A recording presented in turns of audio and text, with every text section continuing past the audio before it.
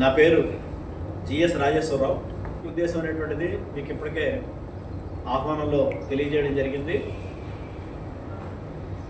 ప్రతి సంవత్సరంలాగే ఈ సంవత్సరం కూడా అల్లూరి సీతారామరాజు విజ్ఞాన కేంద్రంగా మేడే సాంస్కృతికోత్సవాలని నిర్వహిస్తున్నాం.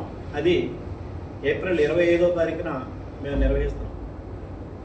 ఏప్రిల్ 25 ఎందుకు నిర్వహించాలి, మే 1 ఎందుకు నిర్వహించకూడదు అంటే, మే 1వ తారీఖున ఆ రోజున కోలాహలంగా ఉంటుంది. మొత్తం కార్మికులు, ఉద్యోగులు, ఉపాధ్యాయులు అందరూ కూడా వాళ్ళ యొక్క జెండాలు ఎగరేసుకుని వాళ్ళ ఊరేగింపులు, వాళ్ళ సభలు అన్నీ కూడా వాళ్ళు నిర్వహించుకుంటారు. కాబట్టి ఆ రోజు మనం నిర్వహించినా సరే పెద్దగా స్పందన ఉండదు. కాబట్టి ముందుగానే నిర్వహించాలని చెప్పేసి భావించాం. అందువల్లే 25వ తారీఖు, ఏప్రిల్ 25వ తారీఖు శనివారం ఉదయం 10 నుండి సాయంత్రం 5 గంటల వరకు కూడా మన విజ్ఞాన కేంద్రంలో ఉన్నటువంటి ఏసీ ఆడిటోరియంలోనే ఈ మేడే సాంస్కృతికోత్సవాలు అనేటువంటిది నిర్వహించాలని చెప్పేసి భావించాం. మీ ద్వారా కార్మికులు, ఉద్యోగులు, ఉపాధ్యాయులు, రిటైర్డ్ ఎంప్లాయీస్ అందరికీ కూడా తెలియజేయడం జరుగుతుంది. ఈ మేడే సాంస్కృతిక నిర్వహించడం అనేటువంటిది 4వ సంవత్సరంగా మనం చెప్పుకోవచ్చు. 23, 24, 25 నిర్వహించి 26లో కూడా నిర్వహించడం అనేటువంటి జరుగుతుంది. అల్లూరి సీతారామరాజు విజ్ఞాన కేంద్రం అనేటువంటిది మీ అందరికీ కూడా తెలిసినటువంటిది. ఇది ఒక సాంస్కృతిక కేంద్రం. ఇది ఈ విజ్ఞాన కేంద్రం ద్వారా ప్రజల్లో సమభావం, సమానత్వం, సామాజికం, న్యాయం, దేశభక్తి ఇవన్నీ కూడా ప్రజల్లో వ్యాప్తి చెందేటట్టు శాస్త్రీయ దృక్పథాన్ని, భావాన్ని కూడా వెలివేయాలని చెప్పేసి అల్లూరి సీతారామరాజు విజ్ఞాన కేంద్రం అనేటువంటిది పనిచేస్తుంది. అందువల్లే మేము పిల్లల కోసం విశాఖ బాలోత్సవాలు అవి నిర్వహిస్తున్నాము.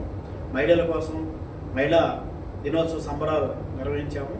అలాగే మిగిలినటువంటి అన్ని కూడా కార్మికులు, ఉద్యోగులు, ఉపాధ్యాయుల కోసం మేడే సాంస్కృతికోత్సవాలు అన్నటువంటి నిర్వహిస్తున్నాం. అలాగే అల్లూరి సీతారామరాజు విజ్ఞాన కేంద్రంగా కంప్యూటర్ ఎడ్యుకేషను, టైలరింగ్, యోగా, అలాగే ప్రతి నెల కూడా మెడికల్ క్యాంప్ అనేది నిర్వహిస్తున్నాం. అలాగే ఒక డాక్టర్ గారు రోజు కూడా ఇక్కడికి వచ్చి చెకప్ అనేటువంటి కూడా చేయడం జరుగుతుంది. ఇది మా కార్యక్రమాలు. ముఖ్యంగా ఏంటంటే మేడే సందర్భంగా ఇది ఒక దీక్షా దినం అని మా అందరికీ తెలుసు. 8 గంటల పనిదినం కోసం ఆ రోజున జరిగినట్టు పోరాటాల్లో అనేక మంది అసువులు బాశారు. ఆ తర్వాత కాలంలో వాళ్ళు చేసిన పోరాటాలు, త్యాగాల వల్ల 8 గంటల పనిదినం అనేటువంటిది వచ్చింది. దాన్ని పురస్కరించుకునే ప్రతి సంవత్సరం కూడా మే 1వ తారీఖున మేడే దినోత్సవాలు ప్రపంచవ్యాప్తంగా నిర్వహిస్తున్నారు. మనం కూడా ఏప్రిల్ 25వ తారీఖున నిర్వహిస్తున్నాం. ఇందులో ఎవరెవరు పాల్గొనవచ్చు అన్నట్లయితే కార్మికులు, ఉద్యోగులు, ఉపాధ్యాయులు, రిటైర్డ్, ఇది గవర్నమెంట్ ఉద్యోగులు, లేకపోతే గవర్నమెంట్ టీచర్లు, గవర్నమెంట్ కార్మికులు కాదు, ప్రైవేట్ వాళ్ళు అవ్వచ్చు, లేకపోతే ఎయిడెడ్ అవ్వచ్చు, లేకపోతే గవర్నమెంట్ చెందినట్టు వాళ్ళు అవ్వచ్చు, ఎవరైనా సరే ఇందులో పాల్గొవచ్చు. ఇంక్లూడింగ్ జర్నలిస్టులు కూడా దీంట్లో పాల్గొవాలని చెప్పేసి మా యొక్క విజ్ఞప్తి. అది కూడా మీరు కూడా అందులో పాల్గొనాలి. అలాగే లాయర్లు కానీ, డాక్టర్లు కానీ, ఎవరైనా శ్రమ చేసేవాళ్ళు అందరూ కూడా ఇందులో భాగస్వాములు అవ్వాలని చెప్పి మేము మీ ద్వారా అందరికీ కూడా తెలియజేస్తున్నాము.